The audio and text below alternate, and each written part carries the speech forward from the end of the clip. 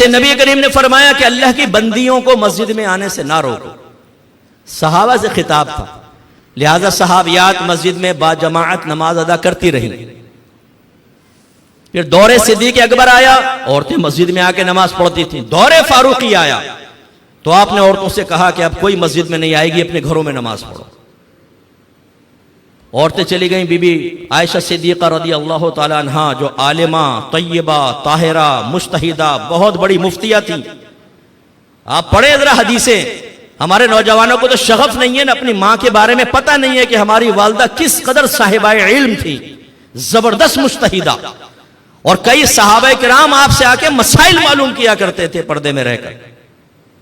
عورتوں نے جا کے فریاد کی. دیکھیں عمر فاروق نے مسجد میں آنے سے روک دیا تو آپ نے ارشاد فرمایا کہ اگر میرے سرکار آج دنیا میں ظاہری طور پہ جلوہ افروز ہوتے اور جس طرح یہ عورتیں فیشن کر کے زینت کر کے گھر سے باہر نکل رہی ہیں، اگر میرے سرکار ملاحظہ فرماتے تو آپ بھی عورتوں کو مسجد میں آنے سے روک دیتے.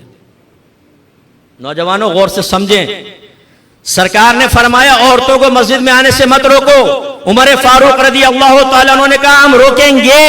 یہ بظاہر نبی کریم کی قول کی مخالفت ہے، لیکن آپ کی والدہ نے مسئلہ سمجھایا کہ بعض اوقات قول کی مخالفت ہوتی ہے لیکن عمر نے مزاج رسول کی موافقت کی ہے. اگر سرکار بھی ہوتے تو یہ حکم فرماتے کہ عورتیں مسجد میں نہ آئیں. اس کے لیے علماء کی ضرورت ہوتی ہے. تو آپ کے دلوں سے سب سے پہلے آپ کے علماء کی عظمت نکالی جائے گی. سوشل میڈیا پر بیٹھ کر ایک ہاتھ میں بخاری ایک ہاتھ میں قرآن لینے والا ہمارے نوجوانوں کے اذہان کو تبدیل کرنے والا کہتا ہے ان مولویوں کے پیچھے مت چلو، یہ تمہیں ہمیشہ گمراہ کریں گے، قرآن و حدیث پر آؤ. وہ ایک حدیث بھی بیان کرے گا. ہم کہتے ہیں یہ تو حدیث بیان کر رہا ہے، بالکل صحیح کہہ رہا ہے، دیکھو بخاری کے اندر ہے. اور یہ علماء تو اس کے خلاف جا رہے ہوتے ہیں.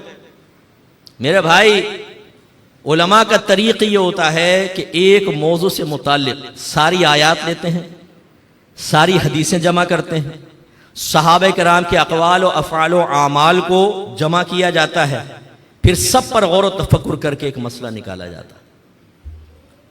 وہ سب پر غور کر کے مسائل نکالتے ہیں. قرآن و حدیث میں بظاہر آپس میں ٹکراؤ نظر آئے گا آپ کو، تعارض پیدا ہو جاتا ہے. اس تعارض کو اٹھانے کے بھی اصول ہوتے ہیں کہ کس طریقے سے ہمیں عمل کرنا ہے. جیسے قرآن نے فرمایا فَقْرَؤُوا مَا تَيَسَّرَ مِنَ الْقُرْآنِ، نماز میں جو قرآن میں سے تمہیں آسان ہو اس کو پڑھو. فرمایا اس کا تقاضا کیا ہے؟ جو بھی پڑھ لو قرآن سے، آیت کہہ رہی ہے. لیکن آپ کے نبی نے فرمایا کہ لا صلاۃ الا بفاتحۃ الکتاب، اگر سورہ فاتحہ نہیں پڑھی تو نماز ہی نہیں ہوگی. اب فرض کر لیں مجھے سورہ فاتحہ پڑھنے میں دقت ہو رہی ہے، قرآن تو کہہ رہا ہے جو آسان ہو وہ پڑھو. اب میں قرآن پہ عمل کروں کہ حدیث پہ عمل کروں؟ یہ بتائیے.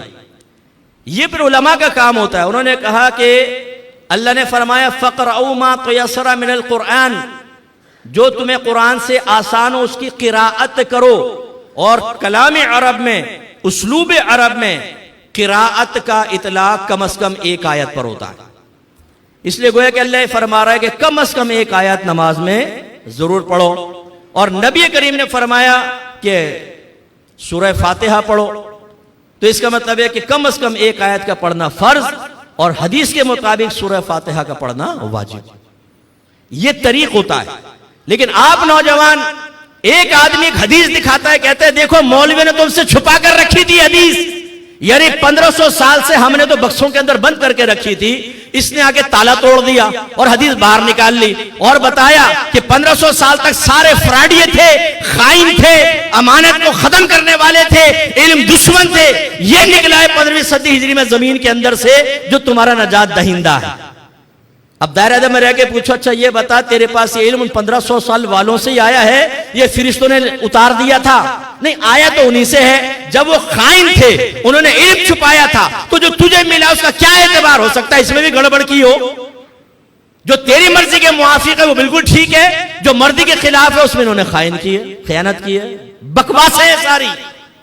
ہمارے نوجوان چونکہ نبی کریم صلی اللہ علیہ وسلم کی اطاعت کی طرف نہیں آتا، قرآن نہیں پڑھتا، حدیث نہیں پڑھتا، اسے نہیں پتا کہ کیا